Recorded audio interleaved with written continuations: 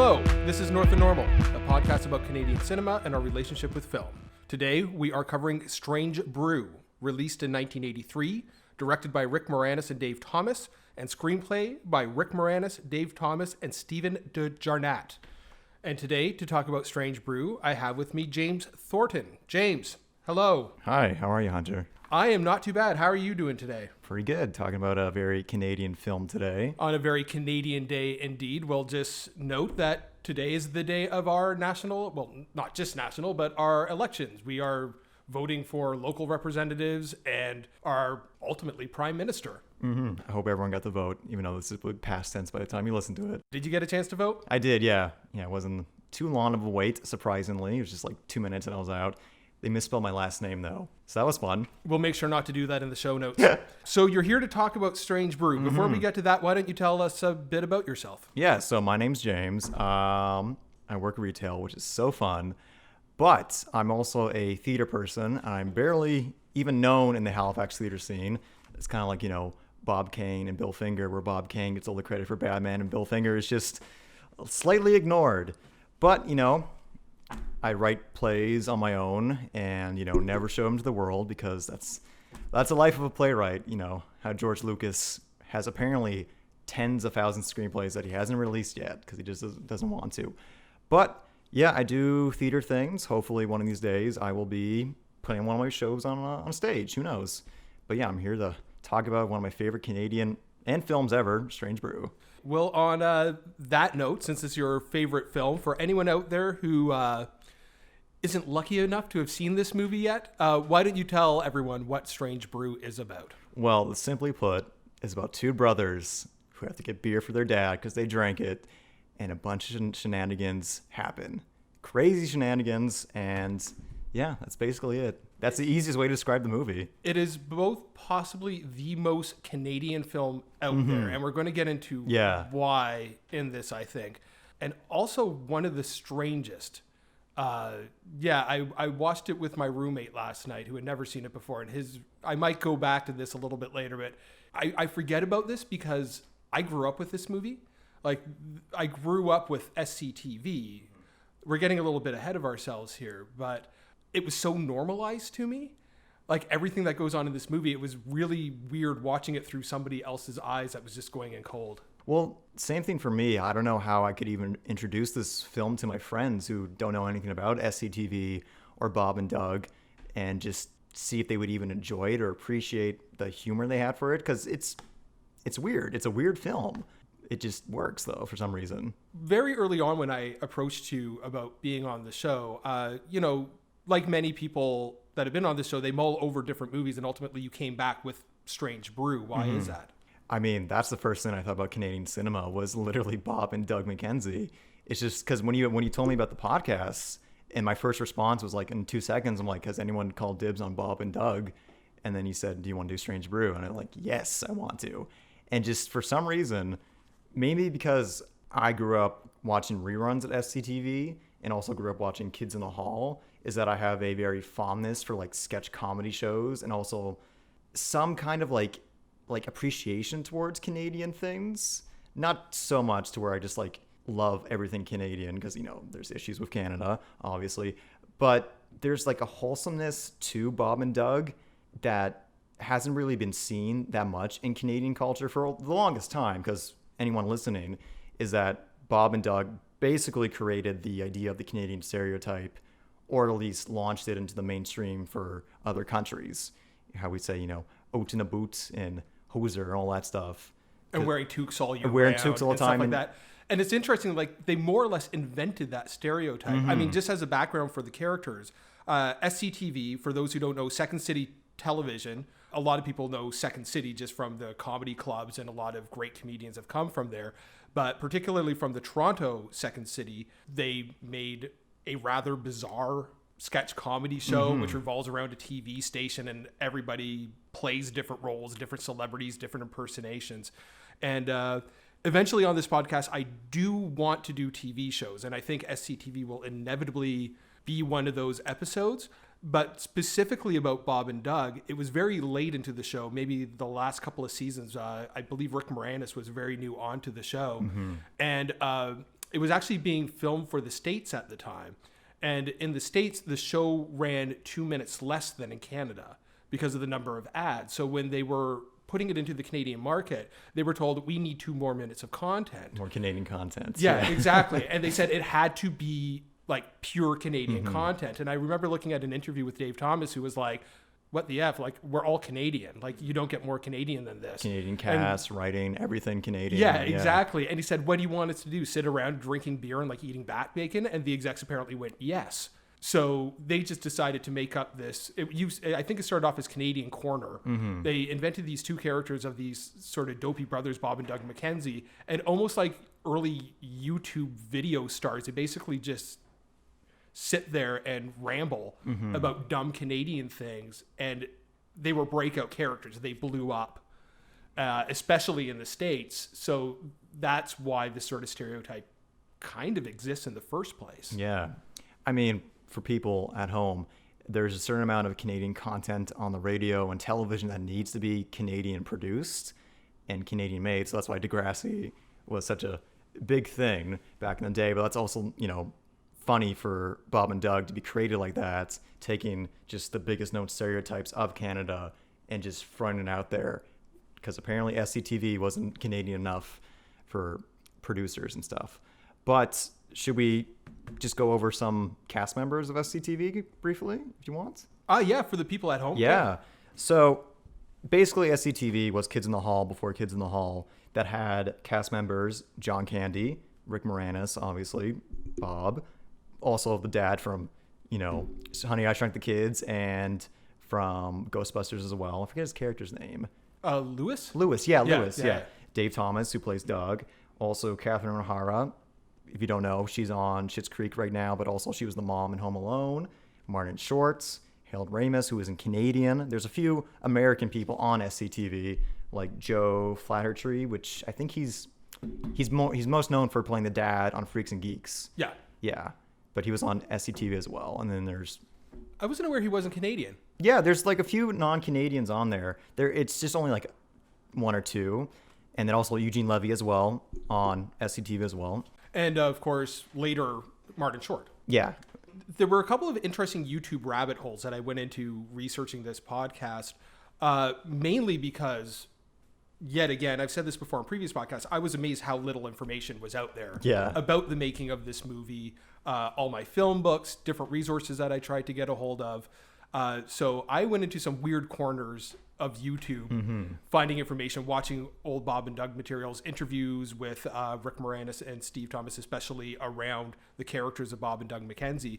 And one of the interesting rabbit holes that I started to fall down was watching old SCTV, and it's really hard to find. Yeah. Really, you can only watch it on YouTube, which is a shame because I think more people should know about that show and about our Canadian roots, but it's, like I said, almost impossible to come by. They released DVDs at one point, but I hear they run into music rights, and it was run on 3 different networks over the run of its time. Part of it was in the United States, and then they were re-edited and repackaged. Like, for example, I had no idea that Rick Moranis and Harold Ramis and Harold Ramis weren't on the show at the same time because I'd seen them recut all the time. And one thing that really struck me when I was doing my SCTV dive, and again, we won't go too much into this, but it's an interesting intake for Bob and Doug McKenzie. Again, I hadn't watched this a lot since I was a kid, really, maybe early teens, and how kind of grotesque and shrill all the characters are. Catherine O'Hara is always doing her Catherine O'Hara laugh, you know. John Candy with this sniveling laugh. Like, everybody's like playing a sleazebag or something like that. And how much Bob and Doug McKenzie really stand out? Because they're these 2 kind of oafish, lovable, just dunderheads, compared to all the other characters. And I don't find it surprising that they were the breakout characters, much to the chagrin of a lot of other cast members. I mean, Strange Brew was made while SCTV was still being produced, I think. It was, yeah. Very near the end. Yeah. So, like I said, apparently a lot of other cast members were like, oh, how come they get to be big stars? John Candy had been doing movies by this point. But it just really struck me about the 2 characters on the show. Just how strikingly different they are than everything else that kind of appeared on there. And I guess it's just because Rick Moranis and Dave Thomas would just improvise. Yeah. Basically, yeah. Okay, we've rambled on enough. That's a setup. That's who Bob and Doug McKenzie are. Canadian icons, really. I remember going out for them as Halloween with my my friend Randy when I was a kid, and people being like, "Hey, hosers," when they opened the door. Yeah. Randy, who incidentally recorded the theme music of the show with his son. So, hey, Randy. Yeah, I'm telling people about when we dressed up as Bob and Doug. So, yeah, Strange Brew. Listen, you seem to have a lot to say, so start talking about Strange Brew here. I mean, where do I even start? There's a lot of things to start with, but... Start at the beginning. The very beginning, the opening shot. The opening joke is a burp. Yes, the opening joke is there is a lot of flatulent humor in this. It's not bad as like Family Guy is, or like what people have negative connotations with fart and burp jokes. I think they do it very... This is just in general, Bob and Doug, their gas it's done well. They do drink a lot of beer, They do to be drink, fair. yeah, they drink a lot of beer, but it's not just constant burping each other's faces. It's not that kind of movie.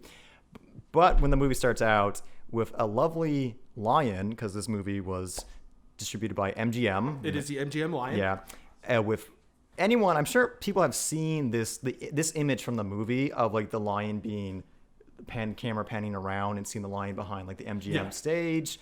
That's Bob and Doug there. They're playing with the lion. The lion's clearly sedated. So any animals lovers out there, I do apologize. It was the 80s. But yes, we go into the sets of the Great White North, and where Bob and Doug tell us how we're in a movie now. So they have better aspect ratios, bigger screens. Dare I say the first 20 to 30 minutes of this movie is the best part about the whole movie. And we'll get to why in a bit. Yeah, I mean... It doesn't like hit like a low point when it hits like the second act of the movie. If you can even say there's like a 3-structure plot to this movie. I guess there is in some way. But yeah, I would say the first 20 minutes are really the high point of the movie. It's just before it gets too zany. At the beginning, it's just Bob and Doug zany. And then it becomes more crazy, as Rick Moranis and Dave Thomas said. How do you write a movie about these two characters? That were always improv. Yeah, always improv, literally 2 minutes long. How do you make a 90-minute movie about these two guys? Should we touch upon how this was written for a second? Because it also explains kind of why the first part of the movie is so different from the rest of the movie. We should, yeah, because they need context for that. So they were offered the ability to do this movie based upon the success of their comedy album, The Great White North. Mm-hmm. That and the studio thought it was great that there was already a built-in thing to advertise the movie, which was SCTV, which was a show that they were on. So as you said, they had trouble coming up with the ideas, and they approached a screenwriter called Stephen DeJarnett. And we'll get back to this again later. It was Dave Thomas who told them, we want to do Bob and Doug McKenzie, their own adventure, and we want it kind of based on Hamlet. Mm-hmm. Okay. Yeah. Sure. So Steve DeJarnett goes off and does this, comes back with the screenplay, and Dave Thomas, who I guess is a real mover and shaker behind these two characters. Rick Moranis in interviews always just seems a little bit more incidental. Mm-hmm. Definitely an important part, regardless. So they took the script, went to the studio. The studio was like, yeah, you need to rewrite this. And then at that point, Dave Thomas was like, okay, I'm going to start rewriting this. But then he sat back, and I don't know why he couldn't figure this out, but this was from an interview with him. He couldn't figure out how much he was legally able to rewrite. Mm-hmm. So he basically rewrote the first chunk of it. And then Rick Moranis came on, who didn't originally want to do the screenplay, was questioning doing the movie, was like, oh, okay, well, I'll work with this with you. So that's why the first third of the movie is kind of different, because the rest of the screenplay apparently was left pretty much intact. Yeah. And it really shows. So... Okay, sorry. I just wanted to explain why. We do have to explain it, because like there's a lot of interesting behind-the-scenes stuff for this movie, which you would think be pretty simple to get onto film, right? Yeah, exactly. Okay, so just finish explaining the opening of the film, and then we can get into the rest of the plot. I'm doing quotations. Air quotes on a podcast. Yeah. But so we're on the set, as I said, Great White North. Bob and Doug made their own movie, which... What was the name again of Hunter? Oh, we know it's like 2051 AD. It is The Mutants of 2051 AD. Yeah. So those practical effects hold up, let me tell you. Yes. So then we get to see Bob and Doug's film that they made, a very interesting sci-fi apocalyptic movie. It is an epic, James. I guess it's an epic. We never get to see it fully. So we're seeing the movie. It's very cheesy. It's meant to be showing that Bob and Doug don't know how to work anything when it comes to a camera or anything film-like. And then... we hear on the sideline some booing. It's their movies being premiered at the Toronto University Theatre, which was a very prestigious theater at the time. That's where like Empire Strikes Back premiered. So it's very funny to think that these hosers were some able to get their movie to premiere at this very, very prestigious theater. I question that too, but this is a movie that really asking these sorts of questions does you no favors you whatsoever. should never, obviously don't ask the questions. So a riot breaks out in the theater. People are upset with the movie. They think it's garbage. Oh, I forgot to mention the moths. Yes. Oh, yes. So I forgot to mention. So Bob and Doug, they're schemers. As they mentioned before they show their movie, how you get a free ticket is to release a jar of moths into the theater, and they block out the projector. So we later see that joke pay off 2 seconds later when Doug releases the moths into the theater so Bob and Doug can escape the angry riot they have created, because apparently their movie is so bad they were about to be murdered by a mob. And one of my favorite bits is when they try to escape out of the back alley and a father corners him with his 2 crying children. Yeah. And he tells them that they were saving for weeks to go see the movie. And he's like, what do I tell them now? Damn it. What do I tell them? At which point, is it Bob or Doug? I'm such a bad Canadian. I get them confused all the time. Well, it's because if we want to talk about the dynamic of Bob and Doug, he's the older brother. So Dave Thomas is Doug. Dave Thomas. Yeah, sorry. Yeah, I thought you meant like who said the line. Yeah, Dave Thomas is Doug. Rick Moranis is Bob. Yes. Yeah. And this is a linchpin of the whole movie. He's guilty, so he gives the angered father with the weeping children $15. That was the money their father gave them to buy him beer. Mm-hmm. Plot begins. Yes. So we get a pretty rockin' theme song too. The Strange Brew. Done by Dave Thomas's brother, Ian Thomas? I think so, I think so, yeah. So they escape the riots, which really means nothing because it's never brought up ever again. It's just a weird inciting incident to get the plot rolling. So Bob and Doug get back home, meet their lovely father. I think he's just called literally Father Mackenzie. Yeah. Voiced by Mel Blanc, Looney Tunes. Yeah. Bugs Bunny, everything. Voice only role. It wasn't him physically there. They paid him, I think originally he wanted, I'm not going to say the number, but he wanted like a millions of a paycheck. And to which the movie had a $5 million budget. They can only pay Mel Blanc maybe $10,000 for the day. So he still said yes to it, but you never see, actually no, you do see the dad's face briefly. For the longest time, it's just literally his head, the back of his head you see, and they're watching Looney Tunes on the TV, which, you know, if you didn't already know Mel Blanc was, it's Looney Tunes. And he does this like Yosemite Sam impression too, as well. It's kind of like his default voice that he does when he's hired on to do X in whatever. Yeah. I just wanted to throw out really quickly, just because of them escaping the theater, they kind of really quickly go from what is obviously downtown Toronto into the suburbs. Yeah. Very quickly. I always like to mention where these films were shot. It was shot in Toronto, Scarborough, Kitchener, Hamilton, Ontario, and parts in Prince George, British Columbia, which I know there's something you want to talk about, which is why some of it was filmed in Prince George, British Columbia. So if I remember, I will get back to that. But being a kid who grew up very, very young, but in the early 80s in the Toronto area, I always love seeing where I'm from, film from my childhood. It's been kind of a recurring thing that I've been really enjoying while doing this podcast. Well, it's different for me too, because I'm born here in Halifax, Nova Scotia. So seeing those landmarks, I would never assume, oh, they went from Toronto to Hamilton to BC. I would never get that because, you know, never lived in the area, so I can never guess it. So it fooled me as a kid. But yeah, they love beer. If you didn't know, they love beer. Their dad loved beer, and they drank the beer, ate the donuts, and gave the rest of the beer to their lovely dog, Hosehead. Yes. Who apparently when he doesn't get his beer or his food, he gets very Cujo-like. And so that incites the incident of them going to get the beer the next day, which they don't have the money for, because good old Father Mackenzie's like, I already gave you the money. Go buy it. They don't have jobs. They don't have jobs. Yes, they're unemployed and they live at home with their parents, which anyone listening, if you're in that position, no judgment. It's capitalism sucks, right? Hey, it works for Bob and Doug. Yeah, it works for Bob and Doug. So how do you get free beer? Well, this will lead us into the lovely beer store segment, but you put a little rodent in your empty beer can, bring it to the beer clerk and say, free beer, please. I found a mouse in my cup. What's even more funny, though, is that it's more elaborate.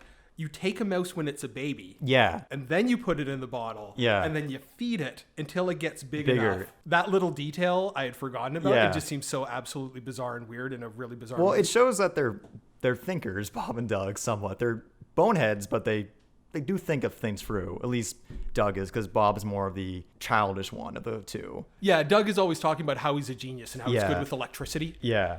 and stuff like that. It pops up a few times in the movie that he's the genius out of the two of them. But should we talk about the beer and the product placements? Yeah, this is the first time I think we've ever covered a movie on this podcast where we're kind of going beat by beat throughout the entire movie. Well, you kind of have to with this movie. You can't just jump into like... It's the only way to make sense of it. Yeah. Or else it'll just be as nonsensical as this film.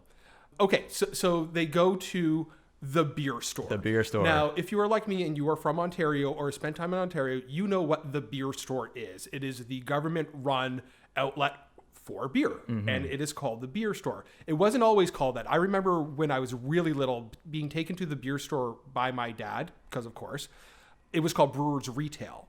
That is where they wanted to shoot it. They approached Brewers Retail and they said, nope. Now, was this because of the mouse in the bottle? No, it was because of... It may have been actually, but what I definitely know is, if people don't know, they use a in-universe beer in the film. But originally Molson wanted to be part of it, Budweiser, Keefe's, maybe not Alexander Keefe's, but a bunch of beer companies wanted to jump on this because these characters drink beer. So it's the perfect product placement. But once they found out that Doug was going to put a mouse in a beer cup, that's when they backed out because they didn't want people to recreate that and get free beer in real life. Well, even down to the fact that I think Bob and Doug McKenzie had been characters in beer ads at this point. Yeah. They jumped on that really quickly. And the funny footnote to the story is that Brewers Retail wouldn't let them record or use their name in one of their stores. So they built a mock-up, I believe in Scarborough, and they couldn't use a name, so they just called it the Beer Store. The Beer Store. Just to be a shorthand where they go to buy their Elsinore beer, and we'll get to Elsinore in a bit. And then, I don't know how long, I want to say maybe 5 or 8 years later, Brewers Retail changed the name of their beer chain to the Beer Store. So it's a funny sort of turnaround on that sort of thing that they ended up ripping off the movie. Yeah, because they can milk it now. That they denied to be involved with in the first place. Yeah, they can take credit like, oh, this is where Bob and Doug get their beers kind of thing. But yes, Bob and Doug take their lovely mouse to the beer store. It doesn't succeed whatsoever because the beer clerk tells them to take it up with the guy who's in charge of Elsinore Beers, John Elsinore. I think it's John Elsinore. You know, let's just call him John Elsinore. And so they're told to go up to the lovely Castle Oma, and take it up with them. And we see some lovely matte paintings, which don't look that good in Blu-ray quality because I have this on Blu-ray. Do you really? Yeah, I do. I would have liked to have seen that. Actually. Yeah. Just as a quick side, is there a film commentary on the Blu-ray? Oh, I didn't even check. There should be. There might be. I had to find it somewhere else. Well, movies that get put on Blu-ray tend to have like some kind of creative commentary to them. Anyways, I was just curious. If I know when you own that, I probably would have tried to borrow it off of you for my viewing. Yeah, so the matte paintings. Yes. I'm a big fan of matte paintings where they go up to the Elsinore Beer Factory, which is a water factory in Toronto. Okay, to say, they drive up, the road splits in 3 ways. Yes. It goes to Elsinore Brewery. It goes to the filtration plant. Yeah.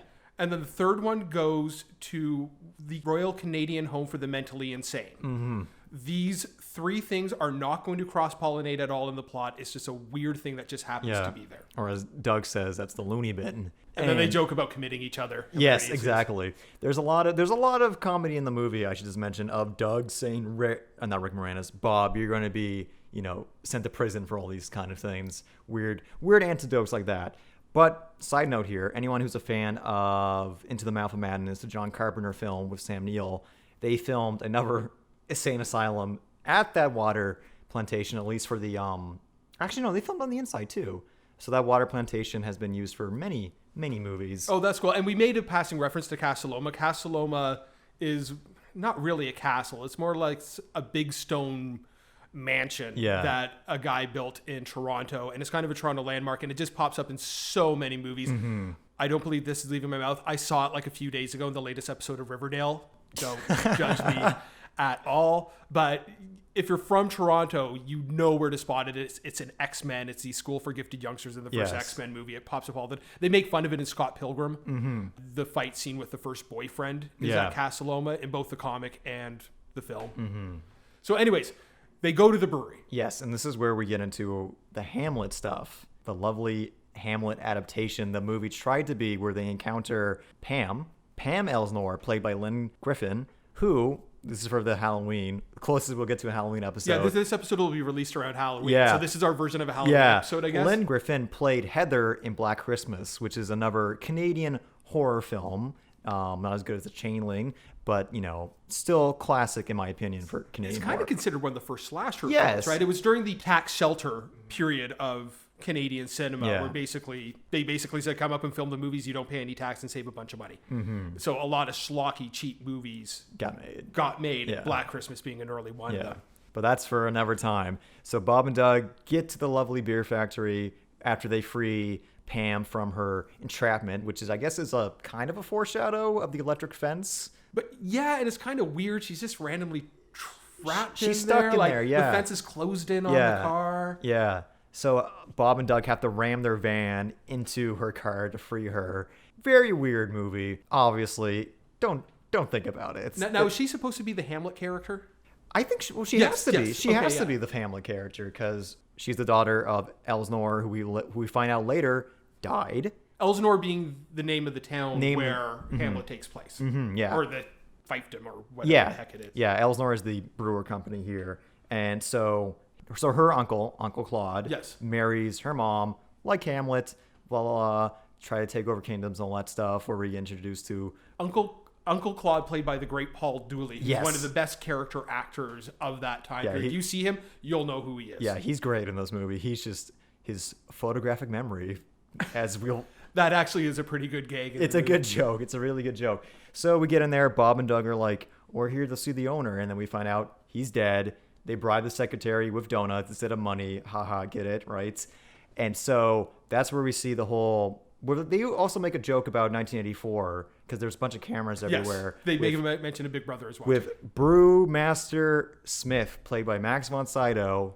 He played, not Father Karras, he played the old priest in The Exorcist. Yes. Let's put it like that. How Dr. Evil says, I need an old priest and a young movies with priest. Ingmar Bergman. Some of the greatest films ever made on the planet was the teaming up of Max von Sydow and Ingmar Bergman. Yeah, and he's also killed by Kylo Ren in The Force Awakens, if any non-horror fans know about that. He's one of those actors that when you go down his IMDb list, you're like, oh yeah, he was in that, and he's in that, and he's in that. Yes. And around this time, he also did Conan. Mm-hmm. And there was another really schlocky movie that he did that's escaping me right now. There was a period in the early 80s where he did some absolute garbage films. He wasn't like, he did a paycheck. He did it for the paycheck. He wasn't like prestigious. He did anything for a paycheck, as he did for this movie. It seems that he was doing that in North America, yet still going back to Europe and doing these art house films that were very widely well received. Mm-hmm. Anyways, we should get rolling on because there's still weirdly a lot to tackle. The only thing I wanted to bring up about the whole Hamlet slant is that I love Shakespeare adaptations on screen. The weirder, the better. Some of them I want to cover on this show because there are some great weird ones out there.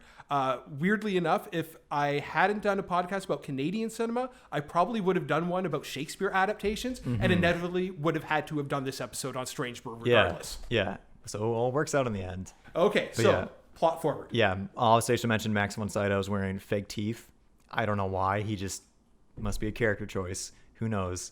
But Bob and Doug get in there. Remember, folks, they're trying to get free beer. That's the whole point they're here, is for free beer. And we cut to Pam, who they're trying to get her out of the company because she owns 51% of the company. So she's the new CEO. And to which she gives a job to Bob and Doug because they come in there with their mouse in the mug. To watch the line so no mouse ever gets into a beer bottle ever again. I guess Pam's, I would say, adoptive or like just like some kind like a father figure to her. I forget father figure who works. He's the only human employee left in the beer brewery that has been automated. And by the way, we mentioned that some of it was filmed in BC. It is the interiors were filmed in British Columbia. I guess that's the only interior working brewery that they could find to film in. So that's why only those parts in the brewery were filmed in BC. Yeah. So Bob and Doug get a job there. They're meant to watch the line, as the line is just too fast for the human eye to even spot a rodent in a mug. And they encounter a former hockey player. I don't think he's a real hockey player. I don't think so. Yeah. Rose, who had a mental breakdown on the ice. So now he works in a beer factory. Which we find that they use people from the mental institution nearby. Yes, we'll get into that plot point. But good news for Father Mackenzie, because Bob and Doug have a job now, which wakes up the whole neighborhood. screaming with joy because they had the entire back of the truck filled with beer. Yeah, because they get free beer, and just at least, it seems like he's a good father sometimes. So far so good. It seems like a pretty straightforward movie.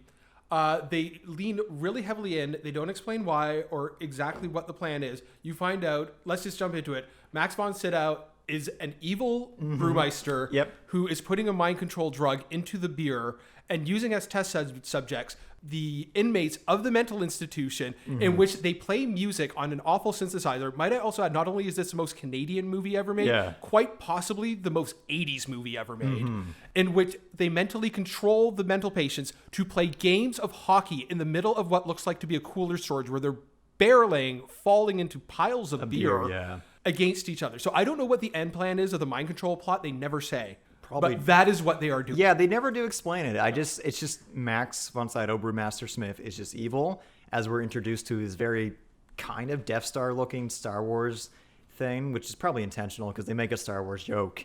At least Doug does. There are at least a couple of scenes where for no reason in the background, he's taking off leather gloves. Yeah. That the only reason why I can think of him to be wearing the leather gloves in the first place would be to slowly take them off and look evil. Basically, yeah. Which might explain the fake teeth, too. He has that weird speech thing to him. But yes, they get the people from the mental asylum, which is literally a tunnel under the factory, to play hockey. And they wear these really bad plastic hockey suits that just, I hate the noise of it when they're walking around. It's just clanking noise. It's a very bad noise. But Max von Sydow is just, he's an evil guy. He just wants to control the world. And he doesn't want Pam to know about this, which is why he's trying to get Pam out of the company using Claude, who's just a bumbling idiot who... Yeah, a lot of comedy bits involve him being just a doofus. Yeah, if you couldn't guess by now, Brewmaster Smith killed the original Elsnor, John Elsnor. You know, there's the Hamlet stuff there. So let's streamline it right down. So Bob and Doug are supposed to be Rosencrantz and Guildenstern? I would say so, yeah. They have to be, because those are comedy characters. Yeah, Rosie, the hockey player, I think he's just whatever. He's just whatever. If you can't tell, this is probably the closest that it gets to an actual Shakespeare adaptation. Like these plot points, it kind of veers off after this point. It's kind of like The Lion King in that way, or I'm trying to think of other adaptations, like Forbidden Planet to The Tempest. Yeah. You know, it's very just loose bones. You know, you don't mention it to somebody, nobody would ever pick up on it. Yeah, exactly. Unless, like, you just know Hamlet, and then you read it like, this kind of reads like Hamlet, with the literal ghost in the machine moment. There is literally a Deus Ex Machina, because a ghost forms... The ghost of Elsnor, John Elsnor, we think, materializes from a video game machine called Galactic Border Patrol, which was one of my favorite little gags of the movie. So there is literally a Deus Ex Machina. There is literally a ghost in the machine that conveniently shows up to drive the plot forward. Yep, and it shows lovely Brewmaster Smith murdering John Elsnor and then framing him. What the movie sets up, what they tell, is that it was like a accident. He got electrocuted on the fence. But really, Brewmaster Smith, who has really strong hands apparently, as he says, Uncle Claude, I can crush your head like a walnut, is that he choked him to death or broke his neck, who knows, and then threw his body on the fence there. There's a lot of costume switching around and framing, which happens to lovely Bob and Doug, where they ended up playing the hockey game, not knowing like they're playing against people who are under the influence of mind-controlled beer. Yeah. To which then Claude and Brewmaster Smith steal their clothes to frame it, because Pam's finding out, they murdered her father. So they frame it to where Bob and Doug kidnapped Pam and her father figure at the store and put them in beer kegs basically. And to which they send Bob and Doug to do a errand. And that results in... They cut their brake lines, hoping that they'll drive their van into the water. Yeah. So anyways, long story short, they drive around, things kind of... And essentially it ends up kind of working. Yeah. You get the iconic shot of the van flying into the water in front of the CN Tower in the Toronto Harbor there. Yes. Really Canadian shot. Like, there you go. Really throwing it up there on the screen. Yeah. This is a Canadian movie. And then Bob and Doug go to jail. Yeah, they go. Well, I should mention one of my favorite jokes is because they're being chased by the cops, because Bob makes a lovely joke. Have you ever noticed in movies when they're driving, they're not looking at the road whatsoever because they're being towed, and then that results in them almost hitting a car, which results in the cops chasing after them, then crashing into the water, which releases Pam from the keg, and also her father father work figure. I really don't know this character's name. I really should, but he's not that much of a character really. But Rose is there for some reason, saves Pan, goes in the water. They didn't actually like film in the harbor because they filmed on like a studio pool, to which he saves Pam, and you think Rose drowned, and the scuba investigators are in the water searching for Bob and Doug's van, where they find them still alive, surviving on drinking air from their beer glass. Again, don't think about it. It's one of the funniest gags ever because they're underwater. The actors are all underwater, just drinking from It's actually a really cool shot. It's a cool shot. They're just drinking from the canister. The scuba diver knocks on the window, to which then Doug shows his ID as if he's being pulled over on land by a cop. One of the biggest takeaways that I wanted to just kind of throw in here from when I was watching it with my roommate last night, he was amazed at the yellow police cars. Yes, yeah. And when I was a kid, Toronto and in Peel, where I grew up, the cop cars were yellow. Mm-hmm. So were the fire trucks. I just figured they could see them better. But again, it's a little bit of my childhood up on screen that other people just find really odd. It's like a blast of the past, really. Just show like how weird some cop cars looked back in the day, what the color scheme they chose, because we're so used to the white and blue.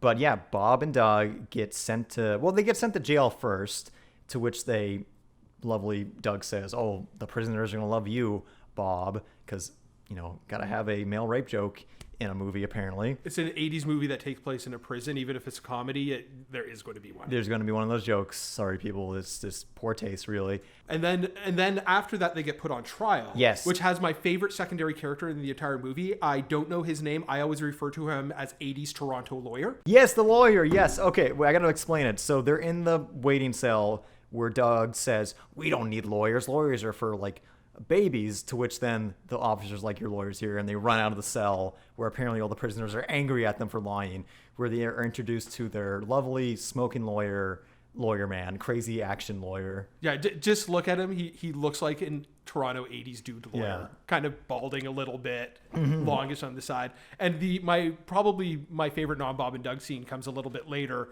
when they're meeting the paparazzi going into the trial, and the lawyer says, "Don't worry, I'll handle this," at which point he has a really badly choreographed kung fu fight. Yes. With the entire paparazzi on the steps of what is supposed to be the courthouse. Beats them sense. Well, like, it's the absurdist comedy of the movie, to where it's almost like Airplane, kind of. Yeah. Like those crazy non sequiturs that just work. So yeah, crazy lawyer. They go on trial, but they're not sentenced to kidnapping. What happens is the judge sees Bob and Doug as crazy people, so they're not mentally fit to be on trial at the moment. So they send them to the lovely Brewmaster area's loony bin again. The Royal Canadian Home for the Mentally Insane. Mm-hmm. They get sent there to where they're trying to get them. Oh, I forgot a plot point. The floppy disk they stole. Yes. So yeah, Bob and Doug stole the floppy disk of the evidence of Miss Smith killing John Elsnor by randomly punching flashing buttons in a room while they are investigating. To which Bob and Doug think it's a EP for a British New Wave album, and they play it on a record player. Sounds like crap. And then Bob's like, "Yeah, that's British New Wave." And then he throws it away, and it literally flies into the mouth of Hosehead, their dog. Hosehead, their dog, yeah. So they don't know anything about the floppy disk. They don't know how important it is.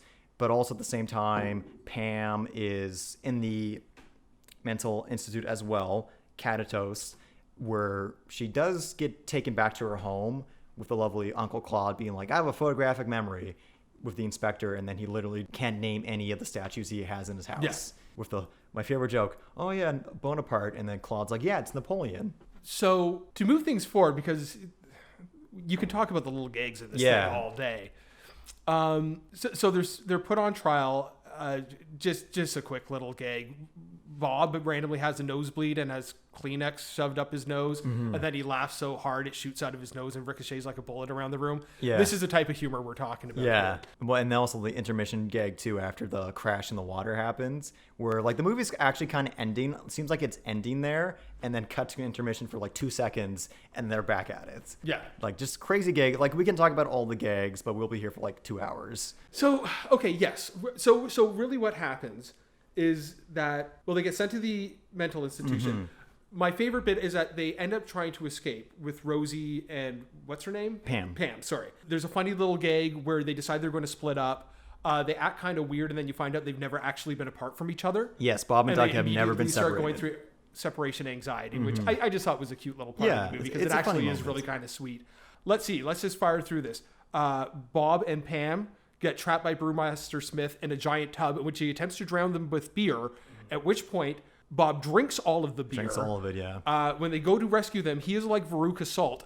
The most disturbing image in the movie, a giant, huge ball with a tiny little Rick Moranis head on top because he is so filled with beer. And yes, a fire starts in the home and he puts it out by peeing on it. Mm-hmm. This is the movie we're talking about. Yes. And they get offered to be firemen as well. Like, they get offered by the fire chief. He's like, you did a great job putting out that fire. So they have a second job lined up for them. I guess so. You missed that gag? No, I noticed it. Okay. It's very quick when it happens. And then they finally have to stop Brewmaster Smith, who is going to unveil the drug at a local Oktoberfest celebration. So this is where, I guess, his small plan to take over the world starts. Mm-hmm. But because he's a genius, Doug has an idea. He's like, I know how we're going to stop Brewmaster Smith, how we can get there in time. At which point they go home, they get Hosehead, and then they tell Hosehead at Oktoberfest there's lots of food and lots of beer. At which point, Hosehead grows a Superman's cape and flies off into the air. Flies off. Very bad blue screen. Very bad blue screen. I could only imagine on the Blu-ray how awful it would look, because it looked awful on mine. At which point, beforehand, they paint white stripes on his back to look like a skunk. Yeah, which you don't notice at first, because you don't really see Hosehead that much. You see the front of him, so you just think it's like an actual like fur patch on him. Yeah, and then Hosehead flies into the middle of Oktoberfest to start drinking beer and eating. People think it's a real skunk. And then they run away as quickly as possible, and that's how Bob and Doug stop Brewmaster Smith from spreading his drugged beer into the world. We should mention, because when he flies off, it just happens. None of the characters make anything of it. Yeah. There's like Superman, not Superman music, but like superhero music playing. Card cuts to Oktoberfest, free beer, cuts back to Hosehead, goes back and forth, and just like these. Not even like, I guess it might be a juxtaposition, just like this weird zaniness, to which then Hosehead flies into the tent. Clearly it's a fake dog, but it's just like he crashes into the ground, someone screams skunk, and the day is saved. I like us doing this bit by bit. We're making it sound like this movie kind of has a plot. Yes, well, we're trying to make it out, yeah. We're trying to save the movie and say it has a plot. It seems like this is the only way we could talk about it. Yeah. Would you suggest people see it if they haven't? Well, the issue, because like I'm younger than you. Yes. So I grew up watching Bob and Doug on reruns and all that stuff. It was reruns when I watched it. Yeah. But like you would feel that, like, let's say like Rick Moranis and Dave Thomas did like a tour or something. You would be in there with a bunch of old people who would probably look at me and be like, aren't you a little young to know who Bob and Doug are? Which I get all the time when I see like old British. I had that reaction too, to be honest. I would say it's such a zany movie, and you just have to picture it as these two characters that have no plot to them being given a plot, and just seeing how Canadian it is, how zany it is, just how much it created the Canadian stereotype that Americans know us as. Which really came because Bob and Doug were really big in the States. Yeah. They did really well down there. I would definitely say watch this movie. It's big. I would say like it's big in Canadian cinema. Like it's a big milestone, at least in my opinion, to watch. Yeah. We'll just really quickly blow through this.